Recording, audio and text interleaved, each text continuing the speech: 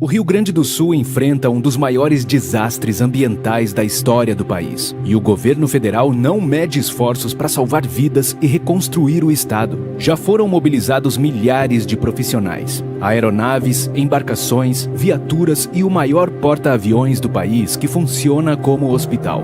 Os Correios estão recebendo e transportando doações gratuitamente. E ainda, uma grande força-tarefa para garantir bilhões de reais na reconstrução. Mas atenção, muito cuidado com notícias falsas. Elas colocam em risco a vida do povo gaúcho.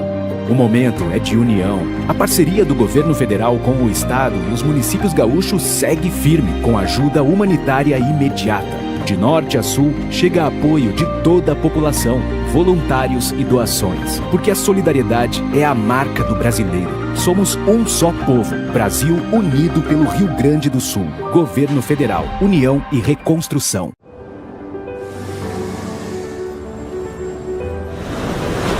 O Brasil está de volta. O Brasil está de volta. E por aqui, a nossa pauta é a reconstrução. Dia após dia, mostramos um país que planta respeito e cuidado para colher desenvolvimento, sustentabilidade e justiça social. Estamos sempre nos reinventando para estar cada vez mais perto dos brasileiros e das brasileiras. Daquelas que votam, das que se candidatam e das eleitas.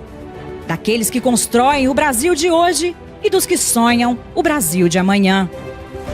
Estamos presentes nos momentos de luto e nos momentos de luta. Nunca esquecendo o nosso compromisso com a verdade e com a esperança. De um Brasil com oportunidade para todos e todas.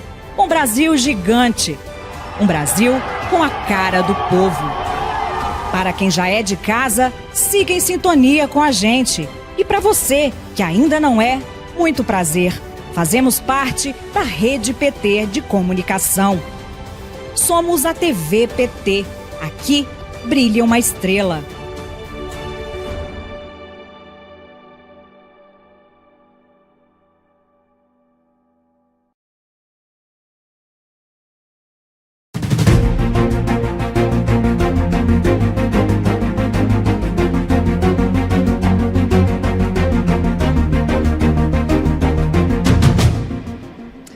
Olá, boa noite, companheiros e companheiras, todos e todas que estão nos acompanhando aqui pela TV PT.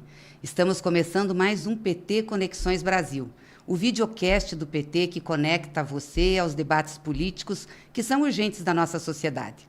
Eu sou Gleice Hoffmann, presidenta nacional do PT, e estou aqui sempre quinzenalmente, às quartas-feiras, ao vivo às 19 horas, fazendo um bate-papo, conversando com parlamentares e especialistas para informar você aí da sua casa sobre os assuntos que afetam o nosso dia a dia e a nossa vida. E o tema de hoje é muito interessante. Aliás, ele abre um ciclo de debates aqui pela TV PT e pelo PT Conexões. É a nova realidade brasileira. E para fazer este debate, eu recebo um dos maiores economistas do Brasil, que atualmente é presidente do Instituto Brasileiro de Geografia e Estatística, o IBGE, o nosso companheiro Márcio Postman. O Márcio tem graduação em Ciências Econômicas pela Universidade Federal do Rio Grande do Sul, é pós-graduado em Ciências Políticas pela Associação de Ensino Superior do Distrito Federal, professor titular da Unicamp, professor colaborador voluntário no Instituto de Economia da Universidade Estadual de Campinas, doutor em Ciência Econômica pela Universidade Estadual de Campinas, pesquisador do Centro de Estudos Sindicais e de Economia do Trabalho. Foi secretário do Desenvolvimento, Trabalho e Solidariedade do governo da Marta Suplicy, quando ela foi prefeita de São Paulo, presidente do IPEA de 2007 a 2012, presidente da nossa Fundação Perseu Abramo de 2012 a 2020 e presidente do Instituto Lula. E tem experiência muito grande na área de economia, com ênfase em economia social e do trabalho. É um prazer te receber aqui, Márcio. Sei que você está aí no Rio de Janeiro, nada onde fala, mas um prazer te receber e para um tema que é tão importante para nós, para a gente saber onde nós nos situamos na sociedade brasileira, que momento nós vivemos e quais são os desafios que nós temos daqui para frente. O PT foi um partido criado na década de 80, tinha uma sociedade brasileira organizada naquele momento, um mercado de trabalho organizado naquele momento, tanto que o PT nasce exatamente das lutas, né, dos trabalhadores e das trabalhadoras sindicalizados e sindicalizadas prioritariamente, claro que com outros setores da sociedade, da área de agricultura, luta da terra, de intelectuais, mas foi exatamente o movimento dos trabalhadores organizados, sindicalizados, que deu vida e impulso ao PT para estar onde está. E, de lá para cá, várias mudanças nós tivemos na sociedade e no Brasil. E óbvio que nós vamos acompanhando, mas penso que agora o nosso desafio é maior. Nós estamos num momento em que nós precisamos olhar para onde nós estamos vivendo e saber que forma de atuação que o PT precisa ter, em termos de organização, de debates, de posicionamentos e de luta pelo povo brasileiro, pelos trabalhadores e trabalhadoras, independente da forma como eles estão organizados ou não. Então, é para falar sobre isso, e isso foi, inclusive, também uma iniciativa sua, de estudos que você está fazendo e vem falando, que a gente te convidou e está muito feliz de você estar aqui conosco. Então, eu queria passar a palavra para você falar um pouquinho sobre essa nova realidade brasileira e como a gente tem que se organizar e quais são as implicações e os desafios que nós temos. Seja muito bem-vindo aqui na TVPT. Muito obrigado, salve, presidenta Gleisi, e a todos que nos acompanham nesse momento, que vai tratar de um tema estratégico, tendo em vista que o país tem estado muito aprisionado no curtíssimo prazo. E, de certa maneira, o tema do futuro, da disputa do futuro, foi ficando cada vez mais distante. E, justamente por isso, se perdeu a dimensão das transformações pelas quais o Brasil vem percorrendo, e podemos dizer, nesse primeiro quarto do século XXI, né? O ano que vem, 2025, a gente fecha o primeiro quarto do século XXI, nós identificamos que o Brasil está vivendo uma importante mudança de época histórica, tal qual a dimensão desta mudança, que é comparável ao que ocorreu no Brasil há 200 anos atrás, quando nós deixamos de ser uma colônia de Portugal e, pela independência nacional, se constituiu um país, né? Um país com suas dificuldades, com a realidade que ali se estabelecia, e, de certa maneira, teve curso ao longo do século XIX, até nós entrarmos numa segunda transformação marcante do país, que foi o fim da escravidão, a luta importantíssima popular em torno da abolição da escravatura, e, ao mesmo tempo, a passagem de um país mercantil para um país capitalista, constituído por uma sociedade de classes, né, por uma competição entre indivíduos. Nesse sentido, é importante também destacar uma terceira transformação que o Brasil viveu a partir dos anos de 1930, a Revolução de 1930, o embate que se traduziu através da transição de um país agrário, né, um país muito primitivo, um país que tinha a maior parte da sua população analfabeta, a expectativa média de vida de apenas 34 anos de idade, né, para um país que foi se transformando num país urbano, industrial, a expansão das cidades, a urbanização do país, a industrialização, a constituição de uma ampla classe operária, industrial, uma extensiva classe média assalariada, e que agora nós estamos percebendo que esta sociedade urbana industrial ficou para trás e o Brasil vive a instituição de uma sociedade diferente, uma sociedade de serviços, uma sociedade conectada, cada vez mais associada às redes sociais, ao papel importante da internet, a chamada era digital, que vem transformando a nossa vida, impactando o dia a dia, o cotidiano de cada um, mas também mudando as formas de produzir, né? Nós saímos praticamente de uma sociedade marcada pela relação capital-trabalho, de um lado os trabalhadores, de outro lado os empresários, para hoje, e cada vez mais, uma crescente relação que nós denominamos como sendo débito e crédito, não é? As pessoas sabem, de certa maneira, quanto custa viver, quais são seus gastos com habitação, com transporte, alimentação, vestuário, mas não tem a certeza de que só o salário, muitas vezes, será suficiente para financiar esses gastos. Então, tem uma estratégia de buscar através do crédito, que pode ser programas sociais, pode ser o endividamento, pode a realização de trabalhos complementares, o chamado trabalho em plataforma, ou seja, uma realidade que está conectada com a própria transformação da digitalização, não é? Que vem, de certa maneira, mudando as profissões. Não é? Nós tínhamos antes a profissão do taxista tradicional e hoje nós temos a difusão de outras formas de transporte individual. Não é? Nós tínhamos o sistema de hotelaria tradicional e temos também formas hoje que se conectam pela própria internet, aplicativos, de encontrar modalidades de locação, residência por aplicativos próprios, não é? Mudanças importantes nas compras. Anteriormente, as compras feitas de forma presencial, hoje cada vez mais feita remotamente, online, não é? Isso tudo diz respeito a uma sociedade que se relaciona diferente do ponto de vista da sua forma de viver. É claro que também, se nós olharmos o Brasil do ponto de vista continental, não é, nós percebemos o deslocamento de parte da população brasileira para mais o interior do país, mais se conectando com o Ocidente, o crescimento das cidades entre 100 mil a 500 mil habitantes, né? Quando a gente olha a realidade nacional a partir dos municípios, né, através da riqueza que produzem, o chamado Produto Interno Bruto, nós podemos olhar que tem pelo menos 3 tipos de municípios, né? Tem os municípios mais dinâmicos, que estão mais vinculados à produção para exportação, são municípios que têm crescido 5, 6% ao ano, em média, é quase uma China dentro do Brasil, nesse sentido, do ponto de vista do dinamismo econômico.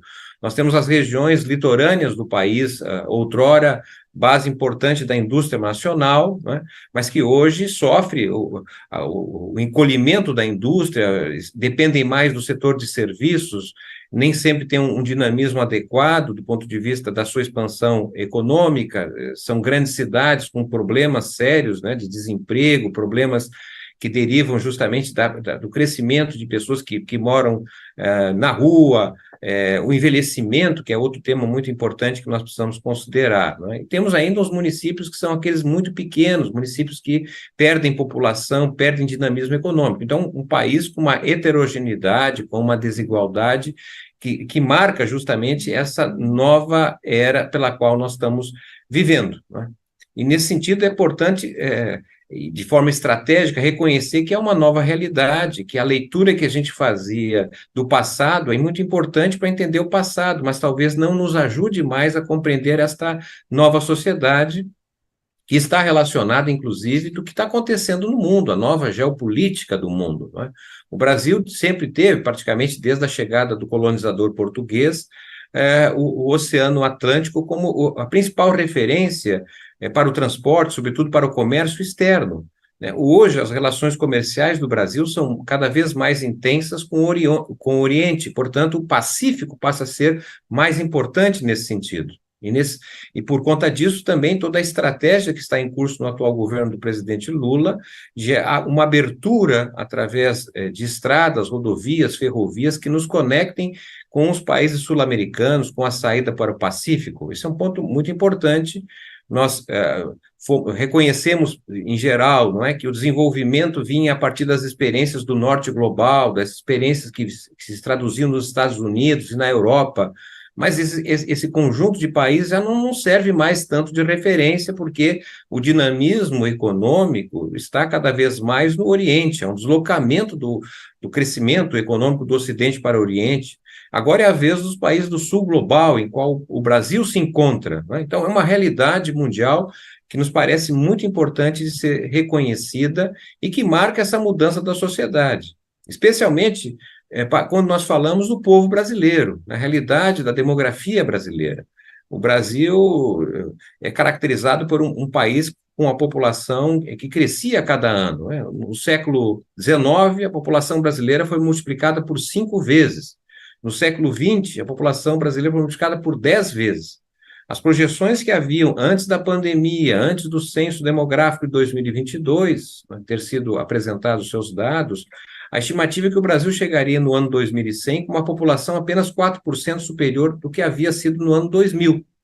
Agora, ainda que não existam estatísticas oficiais de projeção da população num longo prazo, né, mas elas já antecipam que possivelmente o Brasil chegará no ano 2100 com uma população bem menor do que for a população do ano 2000. Estaremos crescendo a população em termos absolutos até a década de 2030, 35, 36, para depois estacionar e talvez termos uma realidade em que o número de nascidos será menor do que o número de pessoas vão morrer. Então, o tema da população, do desenvolvimento, é estratégico do ponto de vista de olhar para frente, sair das questões de curto prazo e o Brasil construir um projeto de desenvolvimento que conecte com os enormes potenciais que o Brasil possui. Fico por aqui para a gente ter um diálogo, senão vou dando uma aula aí, não sei se é o caso. Leite, por favor. Não, muito bom, você pode dar aula, assim, você é um excelente professor, e é bom ouvir, assim, as suas explicações e trazer a gente até esse momento, porque a gente tem muitas dúvidas, né, de como atuar.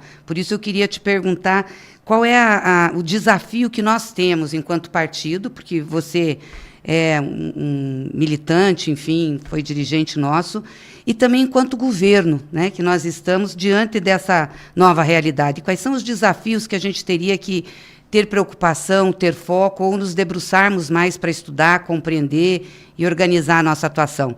E eu queria aproveitar para dizer que o pessoal que está nos assistindo pode enviar perguntas para o nosso chat, depois também curtir aí o canal, ativar o seu sininho e ajudar a gente a divulgar esse debate, que é muito importante para os desafios que nós temos. Bem, eu entendo que quando nós olhamos a geopolítica mundial, né, porque não é possível pensar o Brasil de forma isolada, nós fazemos parte de um sistema de dimensão global. E o que nós estamos percebendo é que, de certa maneira, está em curso uma nova divisão do trabalho, né, como fica repartido o trabalho entre os diferentes países do mundo. E o que se percebe é que os países produtores de bens e serviços digitais, né, que são, na verdade, aqueles produtos que demandam trabalhadoras mais qualificadas, mais preparadas, que são produtos que geram maior valor agregado, maior intensidade tecnológica e conhecimento. Os países que produzem, então, esses bens e serviços digitais, em geral, são os países que exportam esses produtos, né? De outro lado, nós temos a maior parte dos países que não conseguem produzir bens e serviços digitais e se transformam, na realidade, em países importadores desses bens, né? E utilizam como troca no comércio externo a produção de bens, em geral, de menor valor unitário, que estão mais associados a recursos naturais ou baixo custo da mão de obra. Eu entendo que essa é uma questão muito importante para o Brasil, né? O Brasil já teve, no passado recente, né, capacidade de produzir bens com maior valor agregado, gerando empregos de maior qualidade, demandando, sobretudo dos nossos jovens, né, oportunidades de emprego de qualidade, do ponto de vista de um horizonte de oportunidades, né? Eu acho que esse é o desafio, porque o Brasil, de certa maneira, não tem dificuldade de produzir bens de maior valor agregado, né? Nós somos um grande importador de bens e serviços digitais, né? De dependência muito grande de insumos, por exemplo, para o complexo da saúde no Brasil. Então, é muito importante uma política de reindustrialização, da nova indústria, porque é isso que vai garantir ao Brasil uma posição diferente nesta divisão internacional do trabalho, né? E, nesse sentido, é absolutamente necessário que existam políticas públicas estruturadoras desse novo horizonte, como, eu diria assim, guardada a proporção, né, nos anos 30, o Brasil sai de uma sociedade agrária para uma sociedade industrial. Isso foi feito com a reorganização do Estado naquele momento, com a definição do planejamento de onde o país deveria chegar em determinado momento. Parece que a questão, nos dias de hoje, se coloca nesse sentido, porque quando nós permanecemos muito prisioneiros do curto prazo, né, o país não disputa o futuro. O neoliberalismo, a receita neoliberal, não é? Ela está concentrada no momento, mas ela não tem o que dizer sobre o futuro. O que será o Brasil no ano 2030, no ano 2040? Vamos fazer aqui uma reflexão, não é? A força de trabalho do Brasil no ano 2050, estamos falando daqui a 26 anos. Do ponto de vista individual, é claro, 26 anos é muito tempo, mas para um país é relativamente pequeno. A força de trabalho do Brasil em 2050 já nasceu. Né? Essa é uma questão chave. Como é que nós vamos dar qualidade de vida, capacitação para ter bons empregos para essa juventude?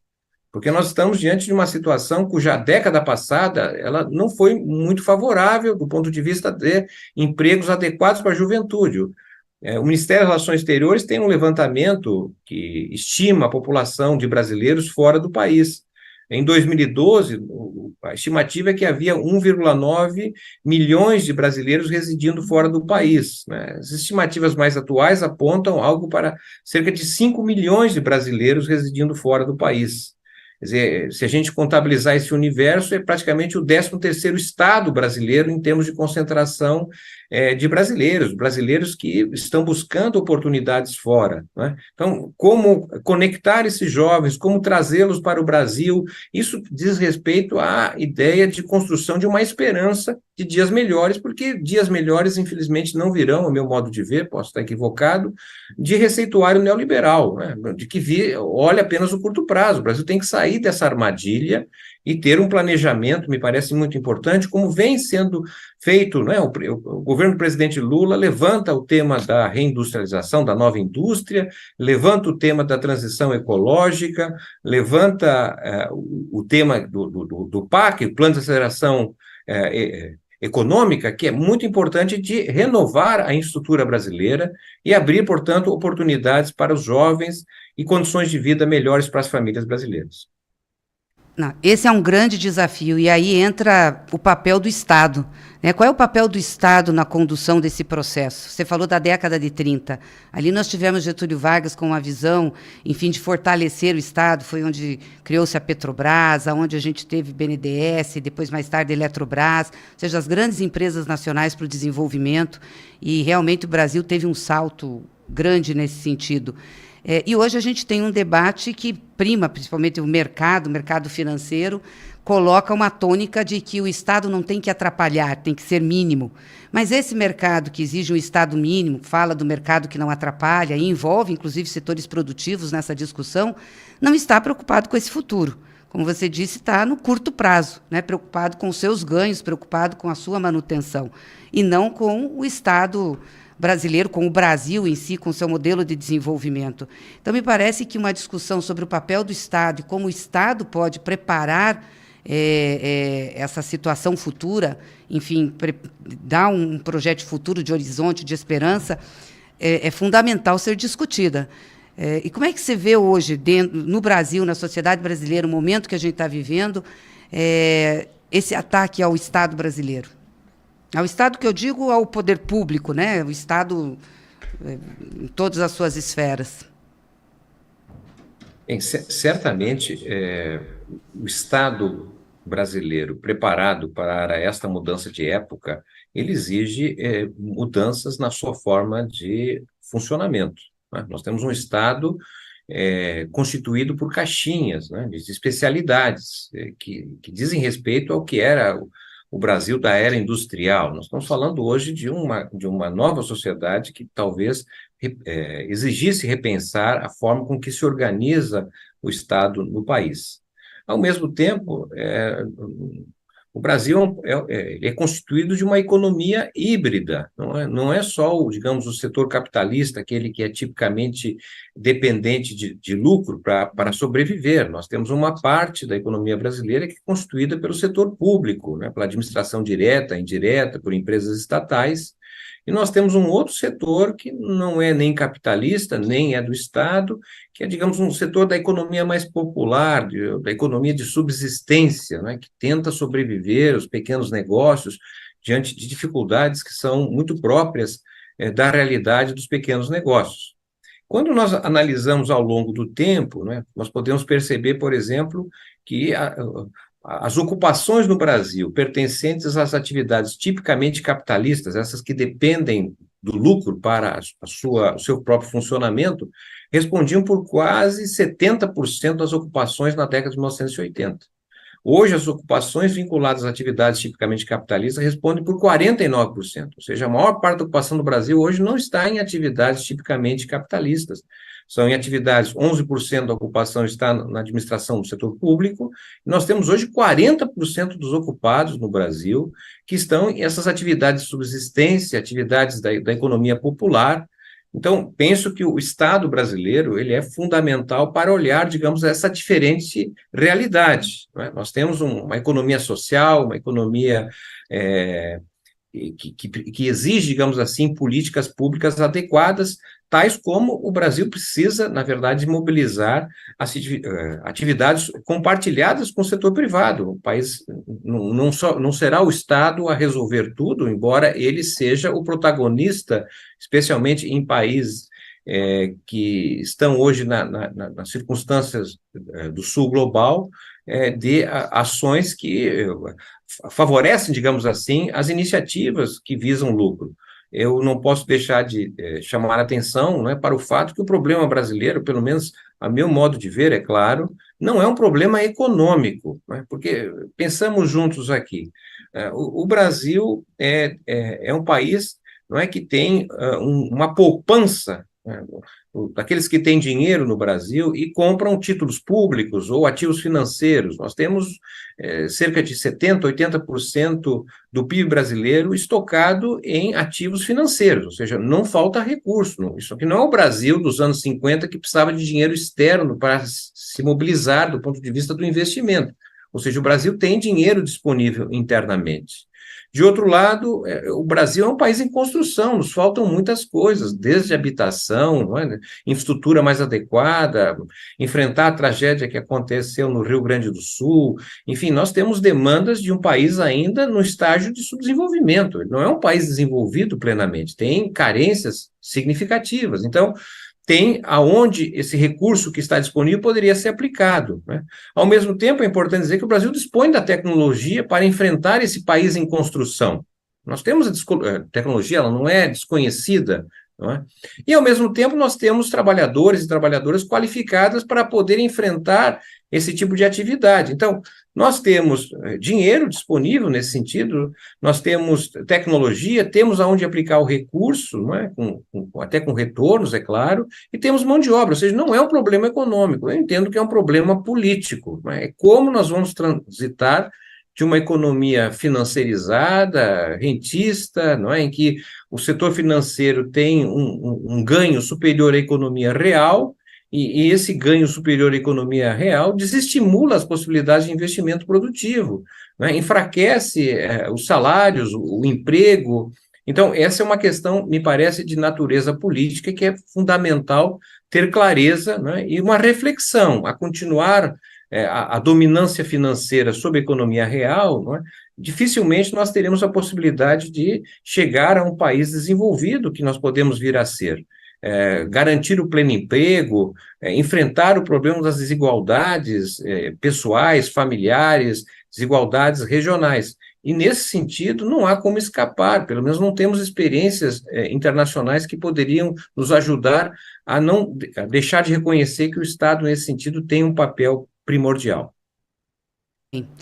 Claro que cada país tem a sua realidade, né, a sua especificidade, mas a gente olhando, por exemplo, hoje o que é a China, e como a China se construiu em 40 anos e como ela mudou, que era uma sociedade meio feudal, né, ali atrás, e se transformou hoje numa dos principais jogadores aí no plano internacional e com uma economia super desenvolvida e com uma inclusão social muito grande.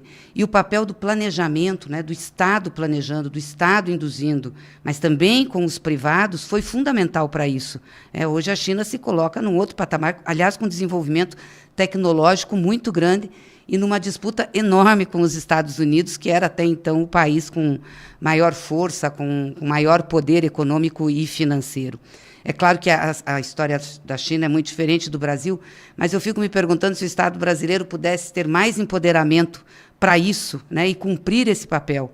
E aí você falou do governo do presidente Lula, e é isso mesmo, Lula tem tentado fazer isso, né, levado o Estado a estar mais presente no desenvolvimento, na indução, mas as reações ainda são muito grandes e são muito fortes, seja do Congresso Nacional, seja da burguesia financeira brasileira, né, que aposta muito contra e aposta dizendo que não é esse modelo e que nós não podemos avançar nesse sentido. Então, eu acho que o desafio, é claro, do governo é grande, mas do partido aqui também é grande, de como a gente se posiciona e quais são as frentes de luta que nós fazemos para mobilizar a sociedade brasileira no sentido de a gente caminhar por aí, né, de ter um planejamento, um modelo de desenvolvimento, o desenvolvimento que nós queremos para poder beneficiar a maioria do povo e fazer com que o Brasil tenha força também internacional. O Brasil hoje está nos BRICS, né? Faz parte dos BRICS, aí, ao lado da China, inclusive. Os BRICS têm um papel importante no cenário internacional, nesse novo momento, né, da realidade que a gente está vivendo. Porque, como você disse, a gente hoje tem um mundo mais multipolar, diferente do que a gente tinha no passado. Como que você vê essa questão dos BRICS hoje, dessa organização, e desse esforço também do presidente Lula de trazer mais países para participar? Porque o Lula está viajando muito, tem conversado muito, eu acho que isso é muito importante, né? Tem recolocado o Brasil na ordem internacional. Mas qual seria esse papel, enfim, dos BRICS e desse tipo de organização, né, mais alternativa, digamos assim, que a gente tem, para enfrentar essa nova ordem ou para tentar construir uma nova ordem? O Brasil se reposiciona na geopolítica mundial, né, voltando a ter um protagonismo difícil de encontrar em outros momentos históricos, até porque o Brasil sempre olhou muito para o norte global, né? O que vinha da Europa, o que vinha dos Estados Unidos, e há, inegavelmente, uma postura do Brasil que é um dos protagonistas que ajudou a criar esse grupo de países chamado BRICS, inicialmente com 5 países e agora com 10 países, né? E há uma demanda de outros países se agregarem a esse novo conjunto, digamos assim, de orientações que vem a propósito de construir uma globalização diferente da que nós temos, né? Uma globalização que aprofundou a desigualdade, não é? Que, de certa maneira, tornou muito difícil a realidade dos países latino-americanos, inclusive o Brasil, que era um país que tinha uma base industrial. O Brasil, nos anos 80, exportava produtos manufaturados, né? Tinha uma estrutura produtiva complexa, diversificada e integrada, mas a forma com que nós aderimos à globalização, né, de forma desorganizada, não é, sem preparação internamente, levou a um processo de desindustrialização e rebaixamento do país no mundo. Nós éramos mais importantes, inclusive, em relação à participação do PIB mundial, né? Eu sei que há um movimento agora de recuperação do Brasil se colocar entre as principais nações, isso vem pelo vigor da atividade econômica, da forte ênfase no investimento, né? Mas há elementos maiores, né? Nós não temos uma moeda que é conversível, né? Uma moeda muito dependente do comportamento do dólar, né? E há uma discussão muito importante no âmbito dos BRICS, por exemplo, de ampliar as trocas à margem da moeda dos Estados Unidos, né? E isso coloca para o Brasil, eu diria assim, também desafios, e nós nos prepararmos melhor para esta realidade. Nós estamos falando, se a gente olhar do ponto de vista histórico, para não perder a referência, entre 1808 e 1920, né, o principal parceiro comercial do Brasil foi a Inglaterra, e exerceu inegável influência no Brasil, do ponto de vista da organização da sociedade, do Estado, da cultura, dos valores, né? Mas entre 1920 e 2009, o principal país comercial referência para o Brasil foram os Estados Unidos, que também um impacto inegável na própria constituição das formas de se fazer políticas, a influência cultural, entre outras características. Bom, mas nós estamos desde 2009 que o principal parceiro comercial do Brasil, não é a China. E isso tem cerca de a cada 3 produtos exportados, um está direcionado à China. Então, isso nos coloca desafios bastante importantes, né? Será o Brasil cada vez mais relacionado à China? Isso, que implicações tem do ponto de vista da estrutura produtiva? Não é? O presidente Lula, agora recentemente liderados pelo nosso vice-presidente, o Alckmin, não é? Teve uma missão importante na China, de certa maneira, discutindo as possibilidades de investimento e de produção aqui no Brasil, não é? Porque, obviamente, nos interessa ter a capacidade de produzir e exportar para a China produtos com maior valor agregado, né? E, ao mesmo tempo, aumentar o valor agregado do que nós já produzimos. Isso é uma decisão que é feita entre os dois países. Nós teremos nesse ano a reunião agora com os chamados BRICS ampliados, né, com 10 países, que entendo que vai avançar sobre a questão financeira, bancária, porque não há razão para, na atualidade, a meu modo de ver, é claro, de justificar a exclusividade do dólar, né? É preciso, na verdade, repensar o modelo comercial, o modelo monetário, que nos ajude a retirar da instabilidade pela qual nós estamos vivendo, né? A decisão de juros no Brasil se conecta à decisão dos juros dos Estados Unidos. Penso que nós estamos diante de um novo mundo e, nesse sentido, o Sul global e, sobretudo, os BRICS oferecem oportunidades diferentes de olhar o mundo a partir de uma perspectiva de interesse dos países que até então eram meros coadjuvantes no mundo. E hoje são protagonistas do crescimento. 70% do crescimento mundial depende hoje do Sul global, é algo inimaginável no passado, né? Nesse sentido, então, o planejamento brasileiro nas relações comerciais, nas relações de cooperação, de decisões de investimento, né, nesse plano, abre uma perspectiva pela qual o Brasil anteriormente não conhecia. Muito bem. Olha, eu estou recebendo aqui várias perguntas, enfim, saudações, muita gente do IBGE nos assistindo aqui. Quero saudar o Leandro, o Regivaldo, Daniele, e falam aí sobre a soberania de dados, né? Que sem o IBGE não há soberania de dados. Pergunto também sobre a questão de carreira, mas eu quero deixar para depois, quero te falar sobre isso. Em que medida que o IBGE é estratégico para a construção de um projeto de futuro do Brasil? Você que agora está presidindo o IBGE, e com certeza é um órgão muito importante para todos nós e de grande respeitabilidade da sociedade brasileira. Bem, nós estamos desenvolvendo uma discussão interna na casa.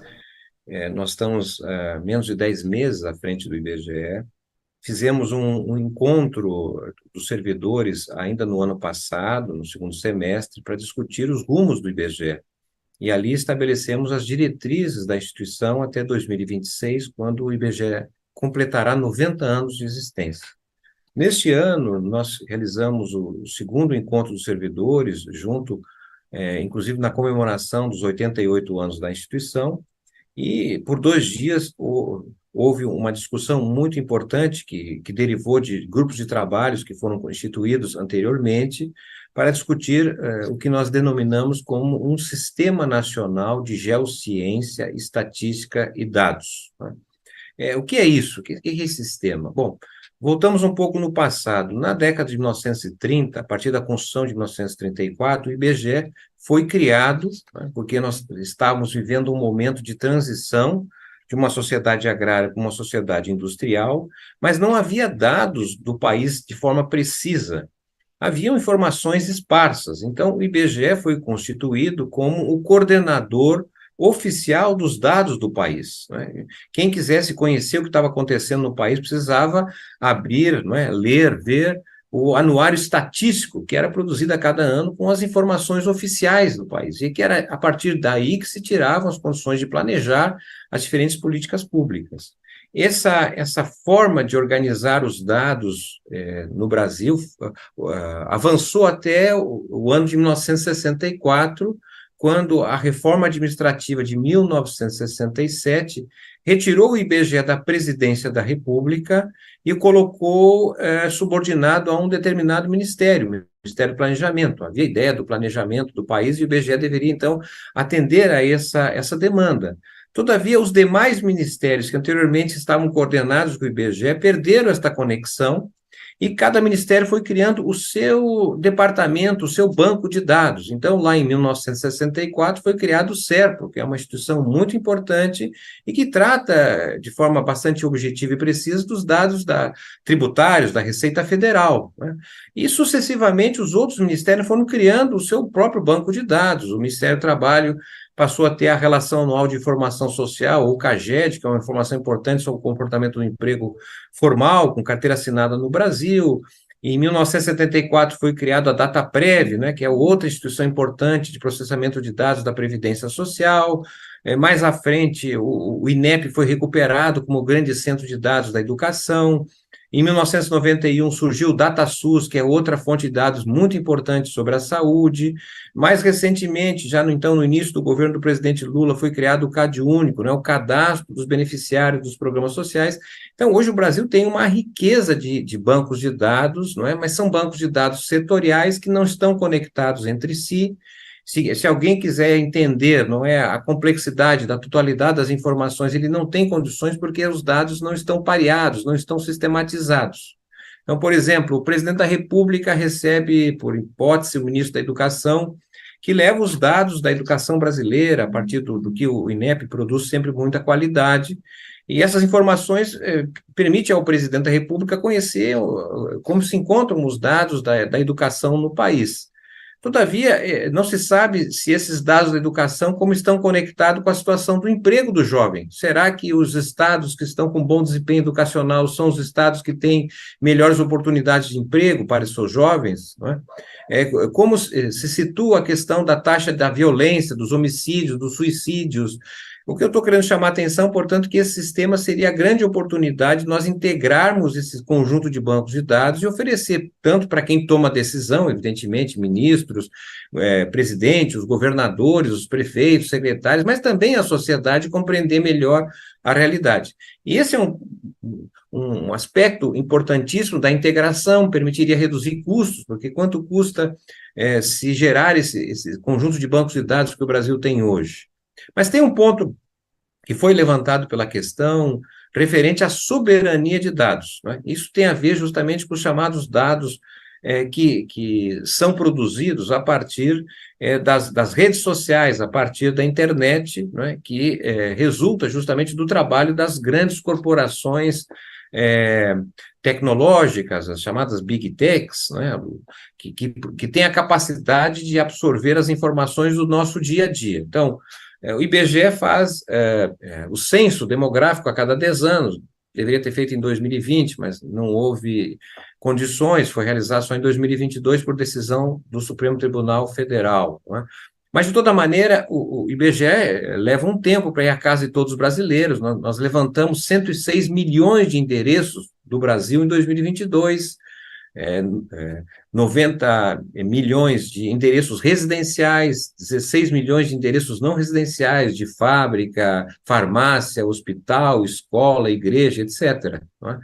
Bem, mas o que é importante dizer é que hoje, né, a cada dia, nós que utilizamos as redes sociais, todos que utilizam as redes sociais, não é, geram uma espécie de censo que fica nas mãos dessas grandes corporações transnacionais, porque as informações que nós passamos, né, informações, por exemplo, de algum gasto, alguma compra, de alguma música, de mensagem, de algum entretenimento, de alguma decisão de deslocamento, tornando um aplicativo para ir em um determinado local, ou seja, um conjunto de informações individuais que estão sendo sistematizadas, não é? Capturadas e servem de modelos de negócio.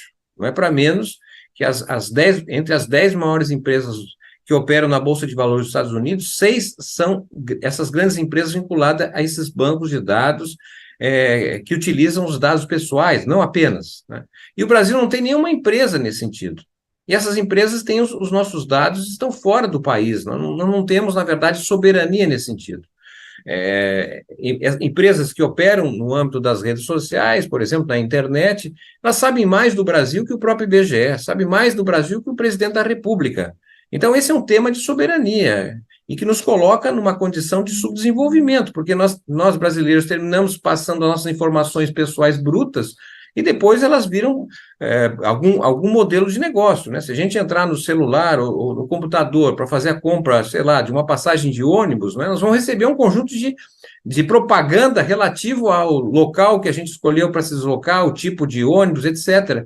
Ou seja, nós estamos sendo acompanhados, é isso que se denomina o capitalismo de vigilância. É um capitalismo, tá certo, que está vigiando, melhor dizendo, desculpe, acompanhando, monitorando a nossa vida pessoal.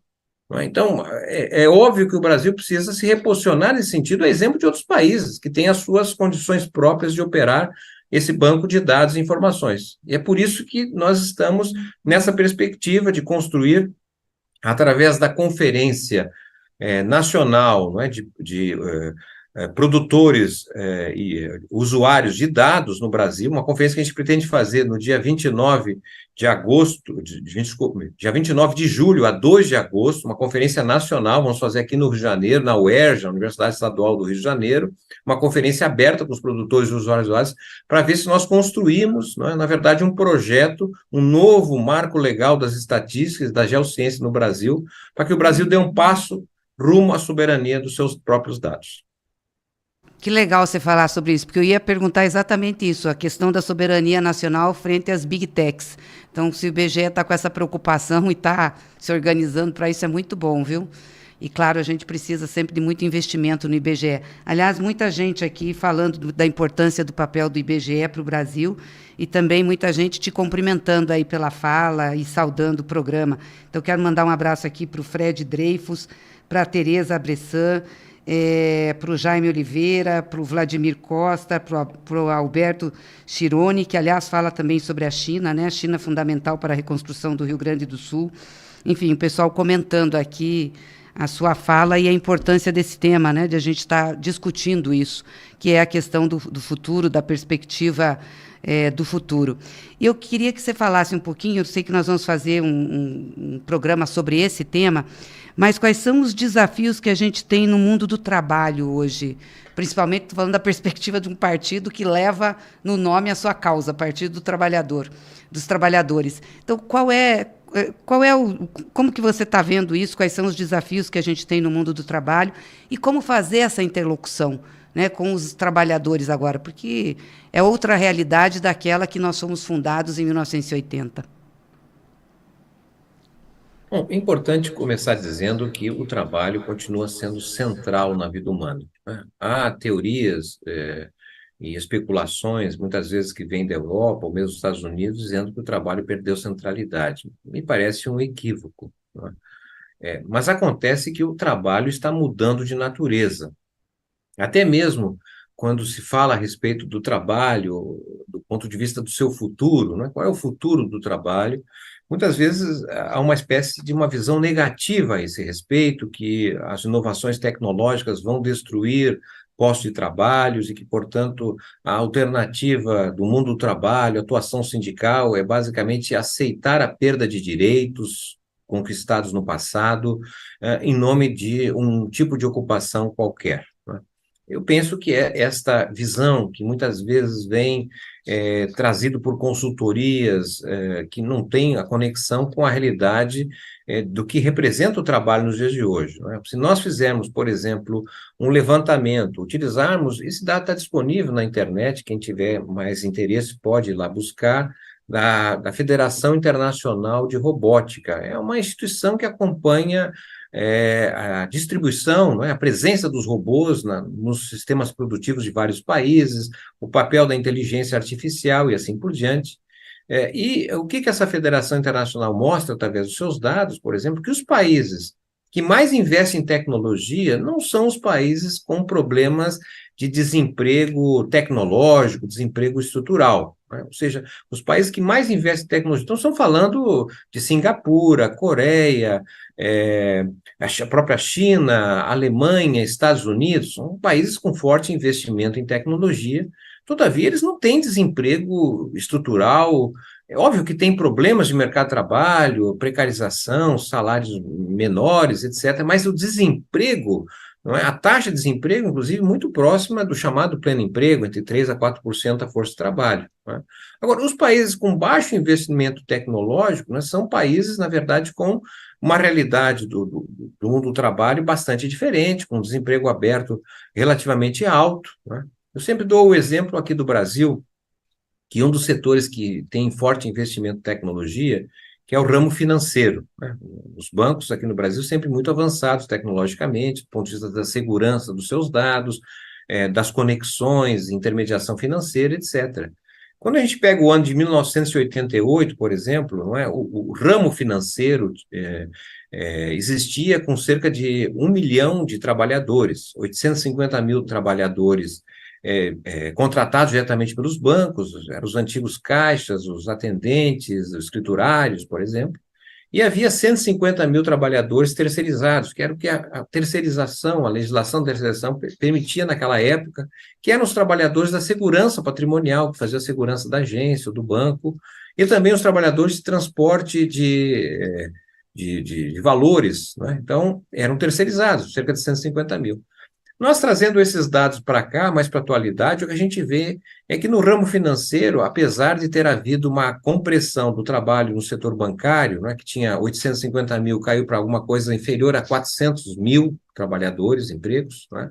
Mas, por outro lado, aumentou a ocupação, por exemplo, nos correspondentes bancários, né? Havia cerca de uma quantidade enorme de correspondentes bancários, ou agentes lotéricos, depende da região como se denomina isso, que exerce uma atividade muito próxima ao fazer do bancário tradicional, não é?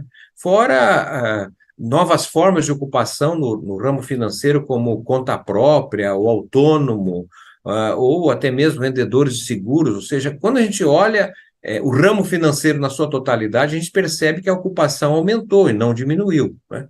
Mas o que ocorreu, pelo menos a meu modo de ver, é claro, está relacionado ao fato de que a estrutura de representação dos trabalhadores e das trabalhadoras, né, a estrutura sindical, ela está ainda muito fortemente conectada a um modelo de emprego, vamos dizer assim, um modelo de emprego fordista, não é? Aquele emprego assalariado por longo da vida. Esse emprego, embora exista, inegavelmente, mas ele já não tem a mesma expressão que tinha no passado. Nós estamos falando hoje de ocupações gerais, né? Se você conversasse com alguém há 30, 40 anos atrás, perguntasse o que você faz, ele poderia dizer, olha, eu trabalho numa fábrica, mas que fábrica? É uma metalurgia, então você é um metalúrgico, você pertence a uma categoria profissional, né? Tem pertencimento, tem identidade, a carteira do trabalho.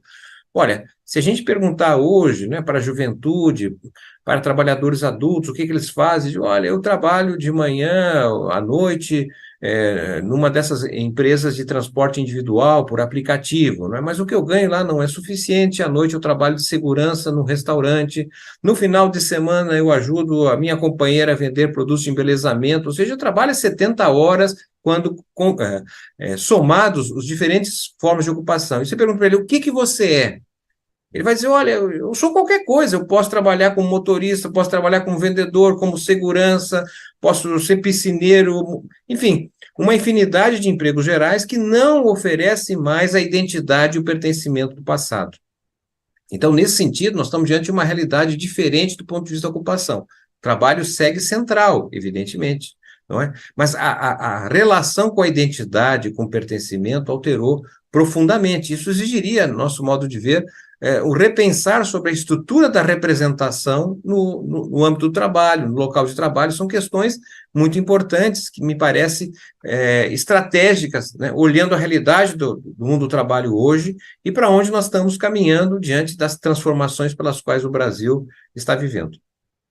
Nós vamos precisar um programa inteiro para isso, talvez mais programas para a gente conversar sobre isso. E, claro, sobre o nosso posicionamento, sobre o nosso papel, que é o papel de um partido político que faz disputa política na sociedade e que defende um projeto de desenvolvimento com inclusão, como que a gente se comporta diante dessa nova realidade do mundo do trabalho. Nós já estamos chegando aqui ao fim, Márcio, do nosso programa. Queria mais uma vez te agradecer, mas só antes eu gostaria de perguntar para você sobre a democracia. Mas tem aqui alguns outros comentários te dando boa noite, do José da Rosa, o Fred Dreyfus de novo, o Jean Francisco, falando que hoje O Banco Central nos decepcionou, mas a Petrobras vai nos trazer muita alegria. Espero que sim. E hoje eu lembrei com essa decisão do Banco Central do Nelson Rodrigues.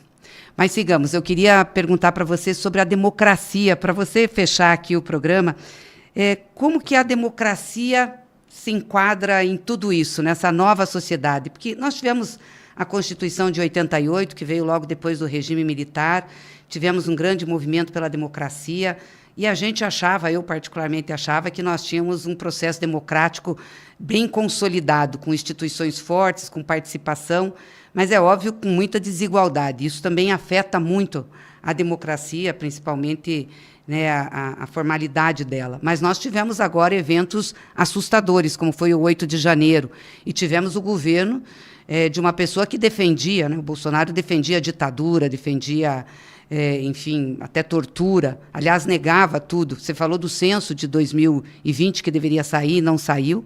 Quer dizer, o Bolsonaro queria negar os dados também, né, queria desconhecer completamente o Brasil. Como que a democracia, o conceito, o que democracia a gente precisa para defender, para consolidar nessa nova realidade que a gente está vivendo? Não só no Brasil, no mundo, mas principalmente no Brasil.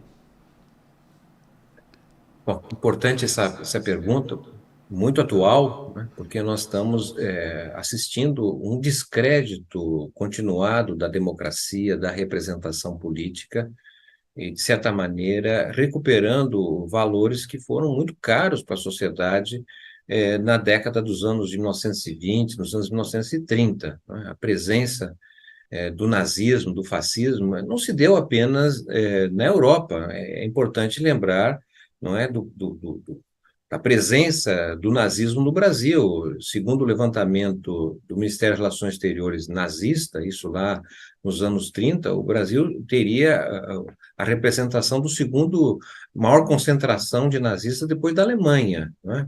O Brasil chegou a ter, inclusive, um partido, a Ação Integralista Brasileira, não é, que era a versão do fascismo europeu aqui no Brasil muito forte, né? Então, isso destaca justamente os riscos, né, da democracia não atender os desejos da maioria, né? Porque um pouco nós estamos vendo aqui no Brasil, inclusive, não é, a eleição em que um presidente ele emerge com resultado eleitoral majoritário, não é? No entanto, ele não consegue ter uma maioria adequada no próprio parlamento. E talvez nós precisaríamos pensar melhor, não é, no que diz respeito à decisão do voto, não é? Como se vota no Brasil? Se é que é a decisão do voto mais adequada, formar maioria para o executivo, mas não ter maioria no legislativo. E, ao mesmo tempo, não interesses que estão, na verdade, cada vez mais corporificado em determinadas instituições que não pressupõem a existência do voto, né? A questão da autonomia do Banco Central, por exemplo, surge como uma referência, não é? Porque as decisões que são lá tomadas têm um impacto geral na vida de cada um, né? Tem um impacto no comportamento da taxa de câmbio, que pode significar uma elevação, uma valorização ou não, e tem implicações no nível de preços. E são decisões tomadas à margem, digamos assim, de um objetivo maior que diz respeito a um governo que foi constituído pela maioria das urnas. Então, a democracia ela vive um desafio enorme, tendo em vista o movimento que ocorre, inclusive, sem a regulamentação das formas com que hoje as desinformações ganham importância. Eu ainda, quando era pequeno, aprendi que informação era poder. A impressão que eu tenho agora é que o poder é justamente a desinformação, não é?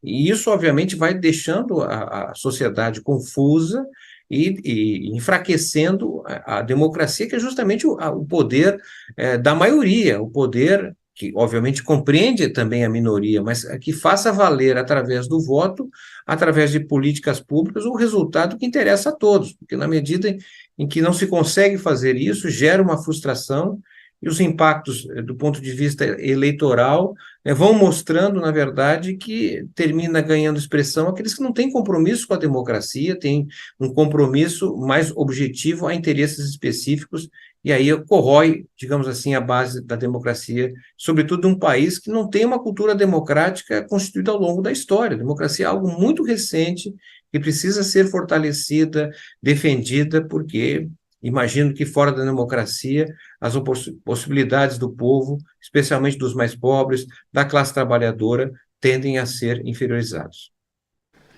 Muito bom, Márcio. Aliás, esse tema também dá um programa, né? Eu acho que dentro desse ciclo que nós vamos fazer da nova realidade brasileira, a gente ter aí a democracia como um dos temas. Você falou muito bem aí sobre tudo isso. Mas, olha, eu queria te agradecer muito, viu, Márcio? Muito obrigada por você vir aqui, por ficar com a gente esse tempo, falar. Muita gente elogiando aqui as suas posições, a sua fala, e a gente vai se ver mais vezes. Você vai ser convidado mais vezes aqui para vir na TV PT e participar do PT Conexões, que é uma forma que a gente tem de discutir, debater, pelo menos expor, né, conteúdo para os nossos companheiros, para a nossa militância, para quem nos assiste, de temas mais estruturais, e não ficar só na discussão da conjuntura do dia a dia, e pensar realmente o futuro e a nossa posição em relação a ele. Então, muito obrigada pela sua presença aqui, te agradeço demais, viu? E agradeço muito você. Eu agradeço também a oportunidade de discutir um tema tão estratégico para o país, para um partido. Estamos abertos a essa oportunidade. Valeu. E parabéns pelo teu trabalho aí à frente do IBGE. E a você que nos acompanhou até agora, eu também agradeço. Peço que vocês compartilhem o canal, se inscrevam e compartilhem o conteúdo do nosso canal, da nossa TV PT. Desejo aí uma ótima semana, um resto de semana, e a gente se encontra no próximo PT Conexões Brasil, daqui a 15 dias, na quarta-feira, às 19 horas. Um abraço grande.